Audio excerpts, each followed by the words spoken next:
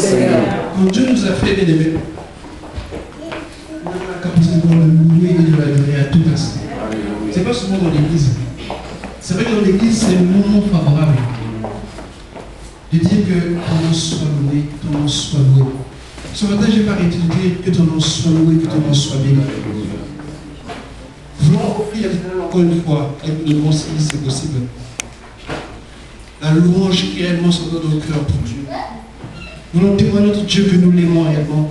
La meilleure façon de dire au Seigneur que nous l'aimons, c'est le louer. C'est dire qu'il est bon. C'est dire que réellement Dieu nous aime.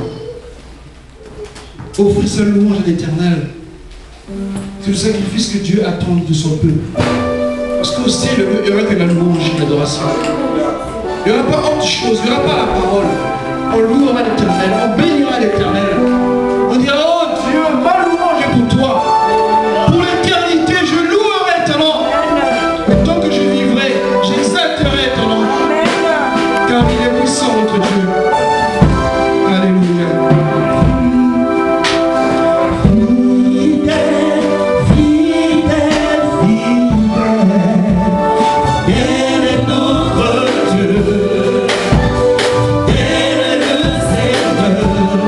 Seigneur.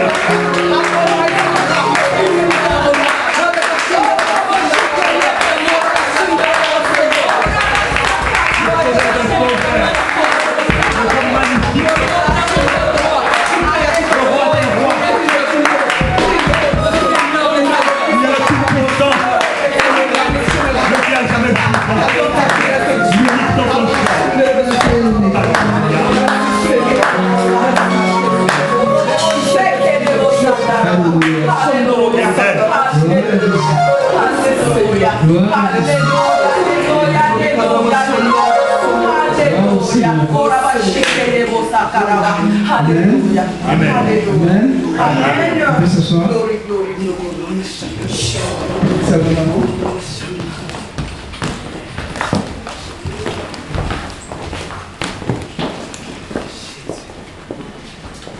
Et je commence par un petit témoignage. Je suis très content ce matin parce que j'ai vu la sœur Mado se lever et danser. Alléluia. Amen. Alléluia. Amen. Elle sait pourquoi je le dis. Que le Seigneur soit glorifié. Amen. Et c'est une grâce et c'est un privilège de louer le Seigneur. Alléluia. Ce matin en priant, je me disais de louer l'Éternel. Et pendant que j'étais là en train de méditer, alors j'ai compris pourquoi le Seigneur voulait me parler de la louange. Mais ce n'est pas vraiment le thème de ce matin. En fait, j'avais prévu parler avec vous d'une des paraboles du Seigneur. Mais je pense que je ne le ferai pas. Je préfère sur la direction du Seigneur, du Saint-Esprit. Amen. Amen. Je ne l'ai pas prévu, mais ça a l'air sorte que quand j'étais là en méditant, le Seigneur m'a parlé. Et j'aimerais te dire la parole du Seigneur. Je ne serai peut-être pas très long, mais j'aimerais que tu sois attentif à ce qui va suivre. Amen. Amen. Amen, amen, amen, amen, amen. Est-ce que tu es là ce matin? Jésus. Gloire au Seigneur. On va commencer par une autre question. Ceux qui viennent les mercredis et les jeudis savent. Je demandais dernièrement là si on connaissait un benjamite que la Bible rend témoignage. On m'a dit qu'il y avait Saül, qui était le premier roi d'Israël. On m'a aussi parlé de Jonathan, son fils. Je me demandais, il restait un autre, ou encore il y en a peut-être d'autres, je ne sais pas, mais un des plus célèbres encore. Est-ce que quelqu'un le connaît ce matin? Jésus. Il n'était pas Benjamin Jésus, il était de Juda. Alléluia. Amen. David aussi était de Juda. Alléluia. Amen. J'attends la réponse. Vous voyez, vous ne lisez pas souvent. Et les jeudis, vous ne venez pas. Les mercredis, vous ne venez pas. Nous devons aimer Jésus. Aimer, c'est aimer la parole de Dieu. Alléluia. Amen. Un benjamite célèbre, qui a un grand témoignage, que nous connaissons d'ailleurs très bien. Alléluia. Amen. Nous sommes dans le livre des juges. Nous étudions juges tous les jeudis. Et donc j'ai posé cette question-là à savoir. Personne ne le sait. Et pourtant vous le savez très bien. Amen. Amen. Vous connaissez Saul de Tarse? Amen. Est-ce que vous le connaissez? Amen. Comment il s'appelle encore? Paul. Amen. Amen. Il est benjamite Paul. Alléluia. Amen. Vous savez, quand nous méditons le jeudi, c'est très édifiant. Dieu a suscité un premier roi de Benjamin. Benjamin, c'était l'enfant chéri de Jacob. Et Dieu voulant honorer son serviteur, il a voulu que le premier roi sorte de Benjamin. Mais malheureusement, il a échoué. Et dans la suite des temps, Dieu va susciter quelqu'un de très grand pour nous, qui nous est, je dirais, une bénédiction.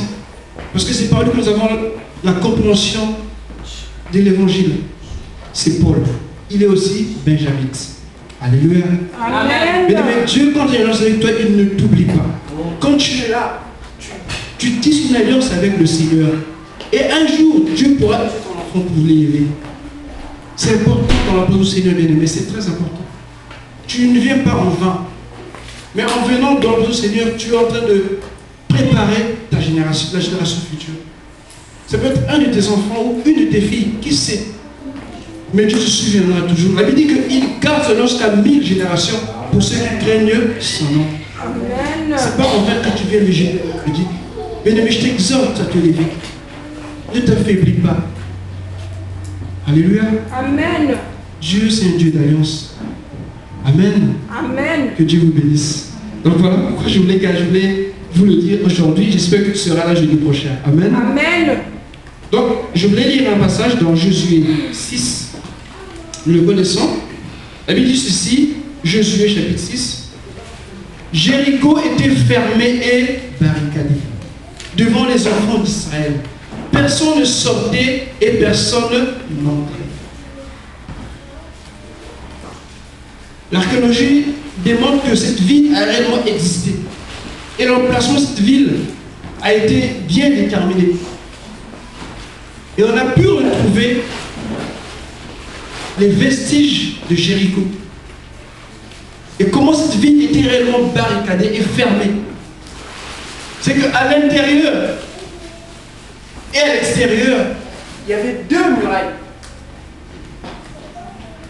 Quand on dit que Jéricho était fermé, de l'intérieur c'était complètement fermé. On ne pouvait pas entrer, on ne pouvait pas sortir, ce n'était pas possible. Donc ceux qui étaient dedans ne pouvaient en aucun cas sortir. Et entre les deux, il y avait un espace d'à peu près 2 voitures pouvaient passer. Et l'autre côté c'était barricadé. Donc on avait élevé des retranchements. Mais humainement, aujourd'hui encore avec les moyens qu'a l'armée, peut-être on peut passer au bombardement. Mais en ce temps-là, c'était impossible de rentrer dans Jéricho. C'était impossible d'accéder dans l'enceinte de Jéricho. C'était fermé. De dedans comme du dehors. Et voilà comment on nous présente Jéricho. La première ville qu'Israël rencontre à la sortie du désert, c'est Jéricho. Une ville barricadée, fermée, hermétiquement. Elle veut aucune issue. On se dit, mais qu'est-ce qui va se passer? Qu'est-ce qui va se faire? Il y a des situations dans la vie, bien aimés, qui nous dépassent. Dans des situations où on se dit, mais comment commencer? Par où je vais commencer? Mais qu'est-ce qui se passe? Pourquoi cela? Pourquoi ce mur devant moi? Pourquoi cette forteresse devant moi? Et je n'arrive pas à accéder. Je n'ai pas de relation, je ne connais personne. Mais comment faire pour y entrer? C'est là que Dieu va me bénir. Dieu me dit, prends possession, mais comment je peux faire? Je n'ai pas fait la guerre. Israël n'était pas un peuple guerrier. C'était des anciens esclaves qui ont retrouvé la liberté. Ils n'avaient pas de gens, ils n'avaient pas de capitaine, pas de colonel, ils n'avaient rien de tout cela. Mais c'est une difficulté majeure de leur existence. Il fallait à tout prix posséder Jéricho. Mais comment le faire? Je ne sais pas ce que ce matin, à quoi tu penses. Quel est ton objectif ce matin? Qu'est-ce que tu penses ce matin? Tu dis, mais comment je vais faire pour accéder? Comment je ferai pour avoir ça? Je te pose des questions. Tu réfléchis. Mais tu sais que c'est difficile. Humainement, c'est impossible. On a dit que toi, ça ne passera pas. On t'a donné un acquitté, un rejet. Tu n'as pas été retenu à l'entretien. Celui ou celle qui t'a promis le mariage, il est parti avec l'autre. Tu dis, mais comment ça va se faire? Mais ils disent que c'est fini, ta maladie là, c'est la mort. Tu n'as que 3 mois pour vivre. Jéricho se dresse. Il dit, mais qu'est-ce que je vais devenir? Dieu me dit, je vis, je dois vivre. Mais comment je peux vivre avec cette difficulté? L'église est sens dessus. Est-ce qu'il faut que j'aille encore prier? Mais qu'est-ce que j'entends? Qu'est-ce que je vois? Comment dois-je faire? C'est Jéricho. C'est Jéricho. À tout niveau de notre vie, de notre existence, il y a des Jéricho qui se dressent toujours. Mais un écrivain français m'a dit un jour, c'est vrai qu'il était chrétien, mais chrétien pas comme tout le monde le disant. C'est parce que vous le savez, il s'appelle André Malraux. Il avait dit ceci, que la terre promise est une succession de batailles. Mais il n'avait pas tort. Tu peux dire Amen avec moi? Amen. Est-ce que tu as compris le sens de ces paroles? La terre promise est une succession de batailles. C'est pas gagner d'avance, non. Oh, je vais à l'église, c'est fini pour moi, c'est non, non, non. Même dans l'église, il y aura des batailles. Donc tu as besoin des batailles. Dans ta famille, même à l'église. Et ça choque les gens. Mais c'est la parole de Dieu. Comprenez bien, bien. Que ceux qui ont des oreilles pour entendre, Amen. écoutez ce que dit le Seigneur. N'écoutez pas ce que les hommes disent. Les hommes, ils arrondissent les angles. Mais Dieu, il est direct. Dieu parle de la vérité. Et la vérité a mené Jean-Baptiste en prison, décapité. Dieu était où? Il est toujours là. Tu peux dire Amen? Amen. Jéricho. Jésus. Quand ça nous dépasse, on se dit, mais qu'est-ce qui ne se va pas?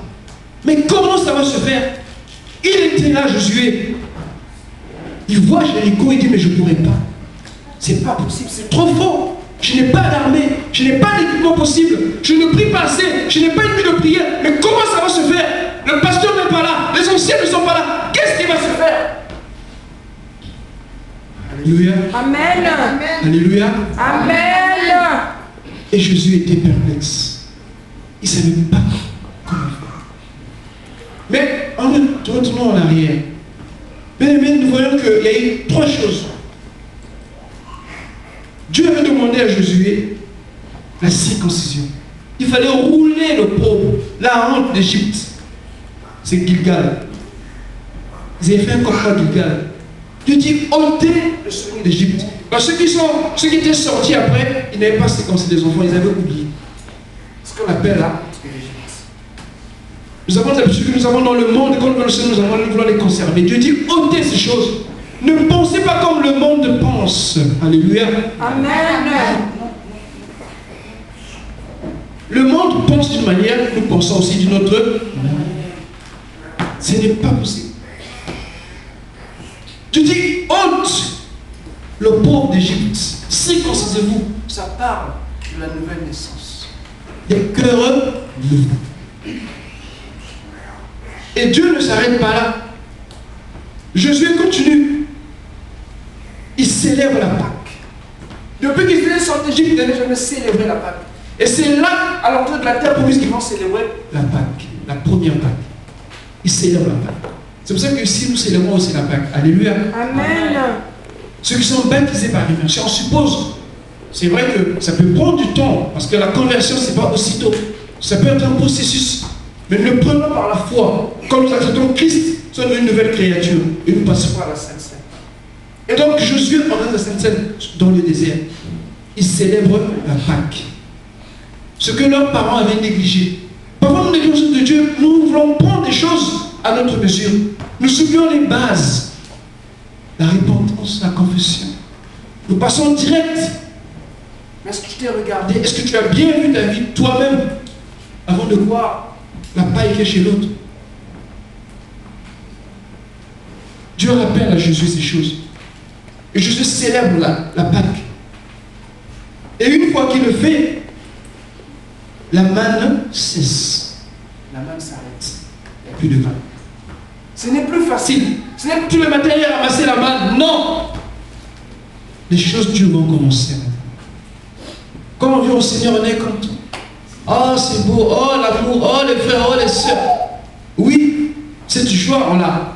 Mais après, ça va continuer. Dieu veut que tu deviennes un homme, une femme de foi. Mais la foi, ce sont les épreuves. Sans épreuve, il n'y a pas de foi. Tu peux le dire? Est-ce que tu peux le dire? Sans épreuve. Dieu, qu'est-ce qu'il attend de nous? C'est la foi. Et pour que notre foi grandisse, Dieu met des épreuves. Est-ce que tu as compris cela? Ce n'est pas pour te détruire. Ce n'est pas que Dieu est contre toi. Mais Dieu sait que tu peux arriver. Tu peux surmonter l'obstacle. Amen. Il dit aucune tentation ne vous est survenue qui soit au-dessus de vos forces. Et même quand cela vient, Dieu donne les moyens d'en sortir. Est-ce que vous comprenez cela? La manne cesse. Et à un moment donné, tu étais là, on t'assistait. Et maintenant, c'est à toi d'assister les autres.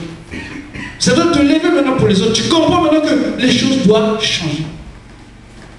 Tu étais tout petit. Tu avais le biberon, tu avais la bouillie, et tout. Maintenant, il faut commencer à broyer les autres. Et une fois que la manne cesse, ils ont mangé pour la première fois. Ça, c'est dans le chapitre 5. Ils ont mangé le grain rôti. Le grain rôti. Un peu comme le popcorn. Amen. Mais le grain rôti parle de Jésus, les souffrances de Christ. Les chrétiens ne connaissent pas les souffrances de Christ. Les chrétiens, souvent quand ils parlent de Jésus, les miracles, l'amour, je crois que c'est tout. Ça, on le sait très bien. Mais les souffrances de Christ pour notre salut, personne. Parce que si tu connaissais ces choses, vers ton frère, tu serais plus regardant. Tu vas plus vite condamner et juger. Mais tu comprends que quelqu'un est mort à la place. Tu comprends que Jésus a donné, c'est-à-dire qu'il a réellement souffert. Parce que lorsqu'on passe le grain sur le faux pour le griller, bien aimé, ça part de souffrance, de la douleur. Et l'autel de sacrifice était un autel d'airain. C'est là que les holocaustes étaient brûlés. Le feu part du jugement. Parce que le grain rôti part d'un feu. Et alors, il y aura un temps où tu passeras par le feu, où tu vas expérimenter les souffrances de Christ dans ta vie. Le pays où coule le lait et le miel. Alléluia. Amen. Ils voyaient ça. Ils entendaient ça depuis longtemps. Mais pour que tu arrives, il y a des étapes. Il y a des étapes que tu dois traverser, que tu dois vivre, que tu dois connaître. Il faut que tu connaisses Christ. Paul disait, tel que je te connaisse dans tes souffrances, pour que je sois semblable à toi dans ton avènement. C'est-à-dire être conforme à Christ dans ses souffrances et aussi dans la gloire future. Tu peux être glorifié si tu passes pas par les souffrances. Alléluia. Amen. Jésus a été crucifié sur une croix, injurié. Mais les gens qui voyaient Jésus disaient, mais celui-là il est maudit. Cloué sur le bois, lui le Fils de Dieu, c'est pas possible. Mais lui, il est maudit. Mais Paul disait, je vais être conforme à Christ, même dans sa mort, pour que je paraisse dans sa gloire lors de la résurrection. Alléluia. Amen. Les chrétiens n'aiment pas ça. Quand je parle des chrétiens, je parle d'église, je ne parle pas des choses comme le monde le dit. Parce que nous sommes un peuple que Dieu prépare à son rencontre. Et ce que je vous dis, bien aimé, ce n'est pas des choses qui vont nous profiter dans nos foyers ou dans nos maisons, mais c'est ce qui nous profite pour la gloire de Dieu. Dieu veut un peuple qui lui appartient, un peuple à lui. Et l'église nous prépare à l'enlèvement. Écoutez, dans l'église, on n'apprend pas à être riche. On n'apprend pas à avoir des enfants. On n'apprend pas à avoir des femmes et des hommes. On trouve ça dans l'église, mais ce n'est pas le but de l'église. C'est de nous préparer à l'enlèvement. Donc quand tu viens à l'église, tu ne connais pas tes intentions. Mais l'épreuve va les manifester. Amen. Jésus. Est-ce que tu comprends bien? Amen. Il y a beaucoup d'appelés. Ils sont nombreux. On était tous là, nombreux. Mais quand la proclamation sera échouée, même lui qui levait le doigt toujours là, il est échoué. C'est écrit. Ce qui est écrit est écrit. Lisez la parole, bien-aimés. Soyez des hommes et des femmes qui comprennent quelle est la volonté de Dieu dans leur vie. Ma femme me disait un jour que tous on peut naître dans le même hôpital. Le même jour. On a tous des mères différentes. Alléluia. Amen. On peut être ici ensemble. On est là, toi et moi. Mais devant Dieu, il sait réellement qui tu es, qui je suis. Amen. C'est ça qu'il faut faire attention. La foi, elle est individuelle. Elle est personnelle. Dieu nous traite selon la connaissance de Dieu que nous avons. Si tu connais Dieu comme ça, l'épreuve sera aussi comme ça. Est-ce que tu me suis? Amen. Ça te choque? Jésus. Alléluia. Amen. Alléluia. Jésus. Jésus avait dit aux pharisiens, mais vous dites des choses que moi je suis Belzébuth, que moi je... D'accord. Mais comme si vous voyez le Fils de l'homme revenir dans sa gloire, qu'est-ce que vous direz? Alléluia. Amen. Parce que Jésus savait qu'il devait mourir et ressusciter. Mais vous qui doutez, vous qui le combattez, et quand vous le verrez dans sa gloire, qu'allez-vous dire? Il sera trop tard. Amen. Il sera trop tard. J'ai appris une chose, à ne jamais juger un homme de Dieu. Parce que se passe tellement de choses. Tellement de choses qu'on entend. Je suivais, je crois, dans la semaine, ma femme m'a monté une église en Belgique qu'on a complètement détruite. Et ça fait mal. On a des réactions. On est chrétiens, on réagit comme des révolutionnaires. S'ils avaient des armes, je pense qu'ils auraient fait feu dans l'église. Alléluia. Amen. Et on est content, on filme cela, on exhibe cela. Mais ça fait mal. Quand on sait que nous sommes la même famille, que c'est le même Jésus que nous confessons. Et ça fait mal. Le diable se réjouit. Ceux qui se réjouissent, ils sont du côté du diable, je le dis. Celui qui a l'esprit de Dieu a mal. Et ça fait mal, croyez-moi. Mais c'est le train du monde actuellement là. C'est comme ça se passe. La troisième chose que Jésus fait, c'est que quand ils mangent le grain rôti, ils goûtent les produits du pays. Quand tu connais Christ dans ses souffrances, tu vas commencer à voir les choses qui t'entourent d'une autre manière. Tu ne peux pas apprécier juste comme tout le monde apprécie les choses. Et ça ne s'arrête pas là.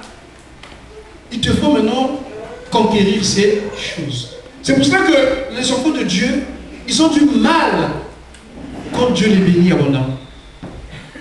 Dieu a promis nous bénir, il le fait. Mais c'est de vivre dans cette bénédiction que le problème se pose.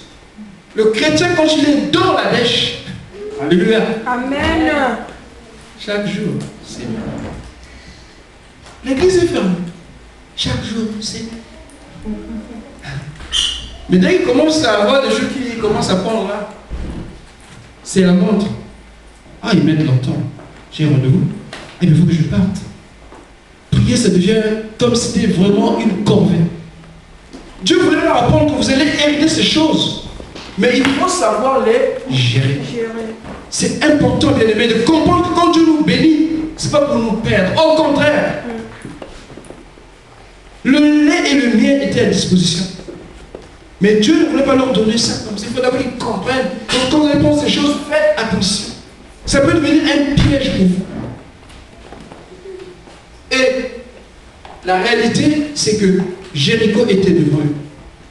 C'est d'abord qu'ils ont mangé, ils étaient contents, allez, on y va, on va prendre possession. Ils arrivent là, Jéricho. Bamba. Ah, mais comment on va faire? Comment? Josué, qu'est-ce qui va se passer? Comment on va faire? Personne, je croyais, quand tu pries, tout est bon, tout est... On a chanté, bon, mais comment ça, il est bon? Mais là, il est amer, là. Ça peut pas aller? Bien aimé, c'est des choses qui nous concernent. La parole de Dieu, elle nous concerne. C'est la réalité, c'est la vérité. Et Josué, qu'est-ce qu'il va faire? Il ne prie pas. Mais il se tient devant Jéricho. Il réfléchit. Mais quand la difficulté est tellement grande, même la prière t'échappe. Tu commences à réfléchir. Tu commences à regarder autour de toi. Mais comment ça va se faire? Et j'imagine les gens derrière. Josué, oui, c'est vrai qu'on c'est Moïse, non? Ben, Moïse a séparé la mer, tu as vu, hein? Toi, on veut voir quelque chose, Moïse. Et Josué, fais quelque chose. Les enfants qui crient, qui pleurent, les mamans qui s'alarment, les papas qui se deviennent nerveux. Et Josué était là tout seul. Il regardait Jéricho. Il dit, comment je vais faire? Tu te poses la question.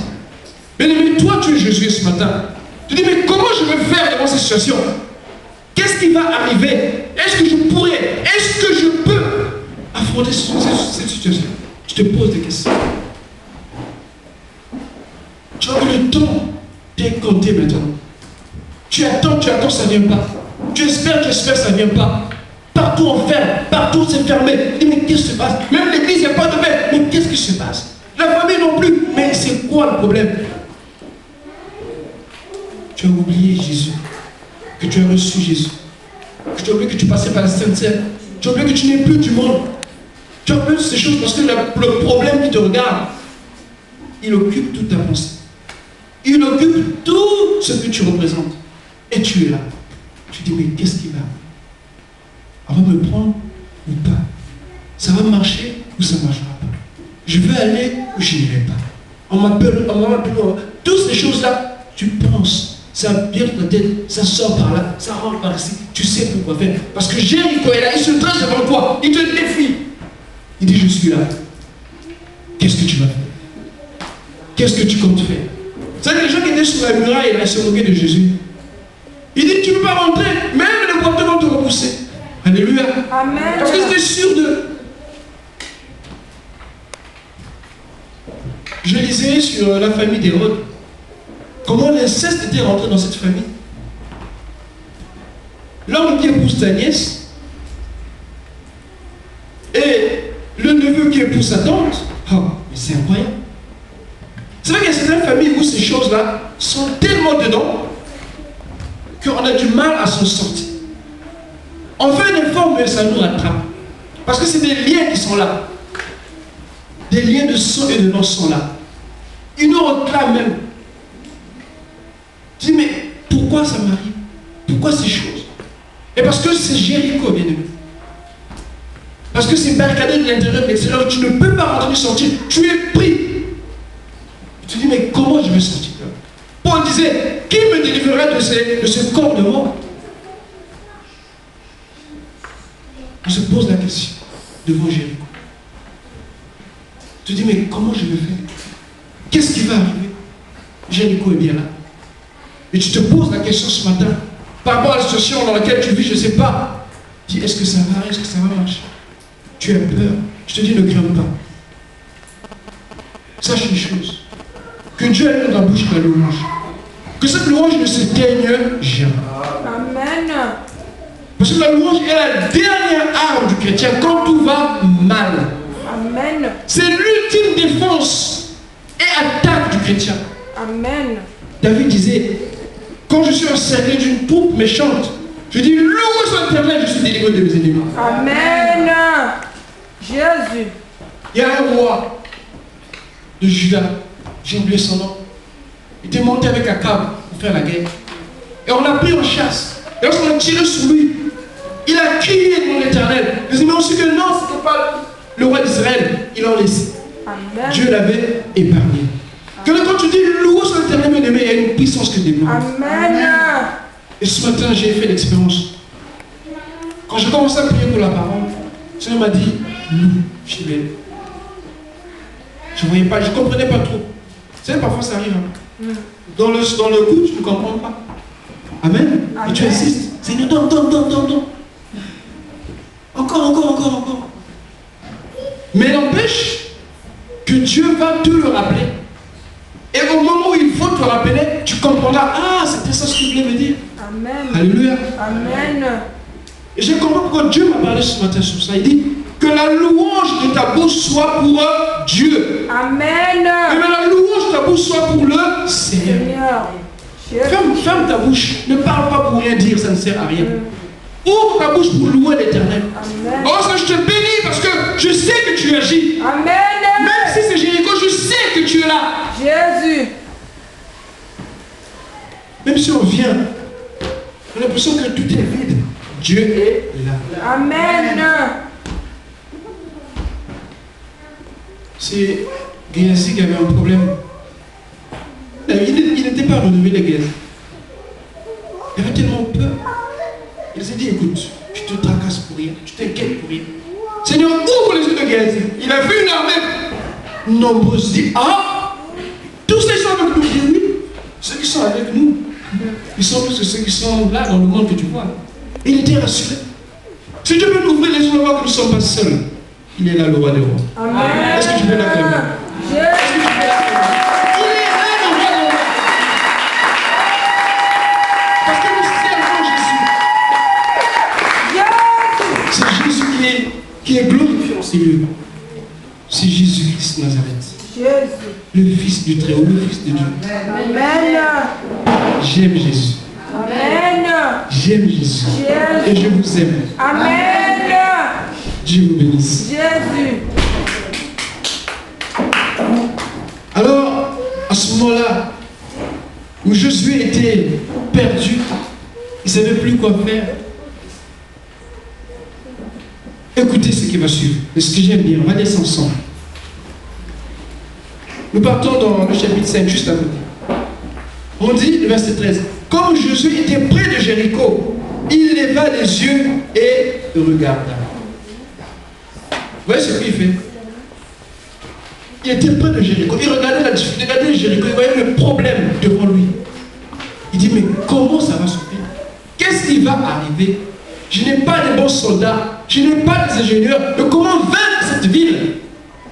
Comment sortir de ce problème-là? C'est pas possible. Il faut que je m'en sorte. J'en ai assez. Je veux que ça finisse. Mais comment je vais faire? Il veut dire que Jésus était là tout seul. Les autres, je ne sais pas là où ils étaient. Peut-être qu'ils s'occupaient d'autre chose, je ne sais pas. Bien aimé, une chose. Quand tu as une difficulté, une situation, souvent tu te retrouveras seul. Ne compte pas sur les gens quand tu es dans cette situation, mais regarde le Seigneur. Quand tu es bien, tu as beaucoup d'amis. Mais quand tu es dans le problème, tu vas être seul. On va te regarder, on va te prendre du doigt. Ah, c'est lui. Vous voyez, c'est lui. Mais quand tout va bien, tu as plein d'amis. Josué était là. Quand le jour, il était nombreux, mais là, devant Jéricho, il était seul. Il réfléchissait, il méditait. Qu'est-ce qui va arriver? Tu médites pour ta vie, pour tes enfants. Sache que tu n'es pas seul. Amen. Voici un homme se tenait debout devant lui, son épée nue dans la main. Il alla vers lui et lui dit, Josué courageux, hein? Il dit, es-tu de nôtres ou de nos ennemis? Il répondit, non. Alléluia. Amen. Non. Dieu dit non. Je ne suis pas des vôtres, je ne suis pas aussi vos ennemis. Je suis le roi des rois. Je suis au-dessus de ce que vous êtes, ce que vous pensez, ce que vous dites. Je suis au-dessus. Je suis El Elyon, le Dieu très haut. Mes pensées ne sont pas vos pensées. Mes voix ne sont pas vos voix. J'agis comme je le fais. Amen. Je ne suis pas comme toi. Jésus. Non, je ne suis pas comme toi, Jésus. Amen. Et je ne suis pas non plus vos ennemis. Écoutez, dans l'église, il n'y a pas d'ennemis. Amen. Dans l'église, il n'y a pas d'ennemis. Je suis surpris. Et il dit, mais je suis qui?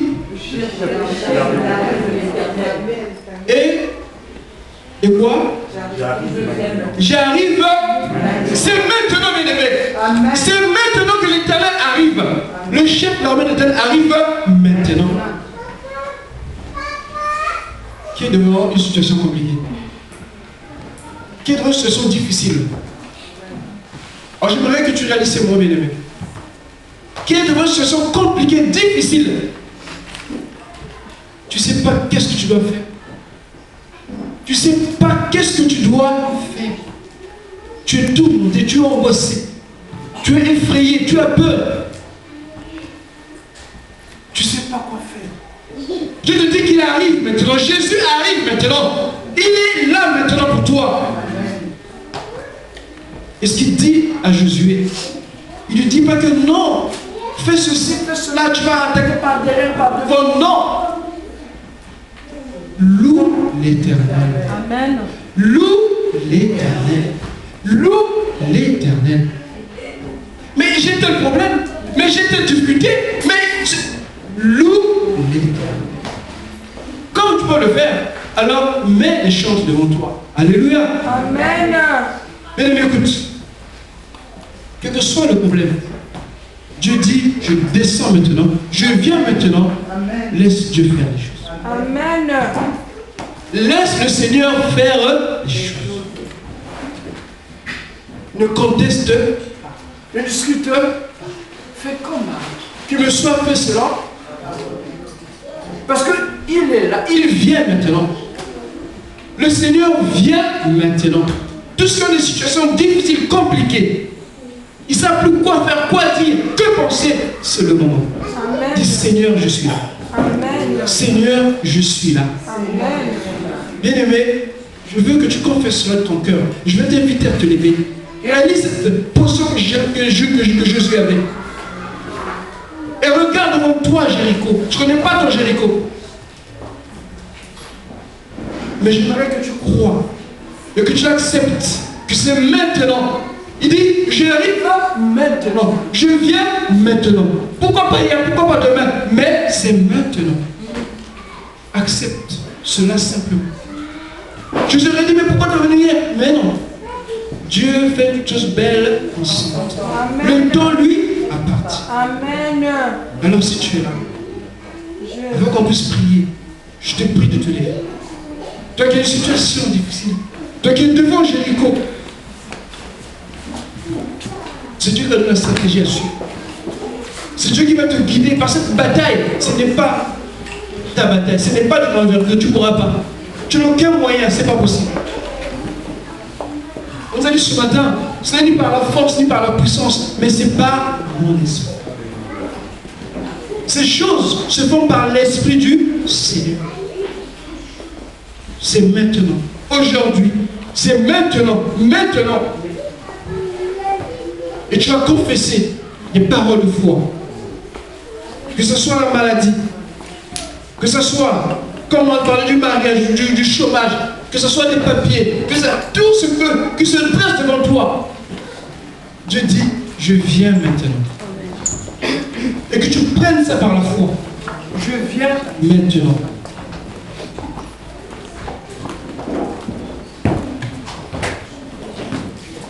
Le Seigneur te dit, j'arrive maintenant. Le Seigneur te dit, j'arrive maintenant.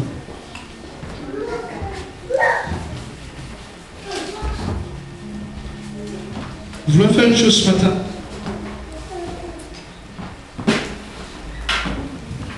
Nous restons en prière. Et je demanderai un cantique qui pourra nous accompagner dans ce moment. Mais nous voulons réellement confesser, dire au Seigneur que ta parole est pour moi ce matin. Et je sais que Jéricho sera prise, conquise maintenant dans ma vie parce que tu es là. Parce que tu arrives maintenant. Jésus, tu es là maintenant. Tu viens maintenant. Tu viens aujourd'hui, à cette heure, à cet instant précis. Je sais que tu es là.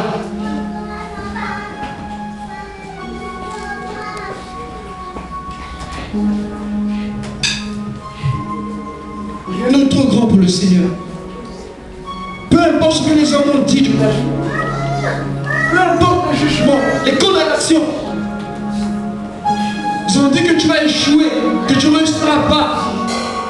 Ils se sont trompés. Parce que ton Rédempteur arrive maintenant. Lui qui te faut ta cause, il arrive maintenant dans ta vie.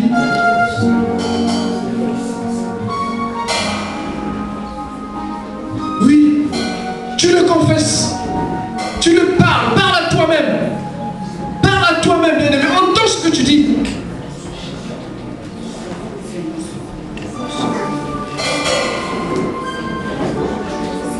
Cette montagne sera ôtée. Cette montagne sera déplacée. Et même si elle ne déplace pas, tu vas la conquérir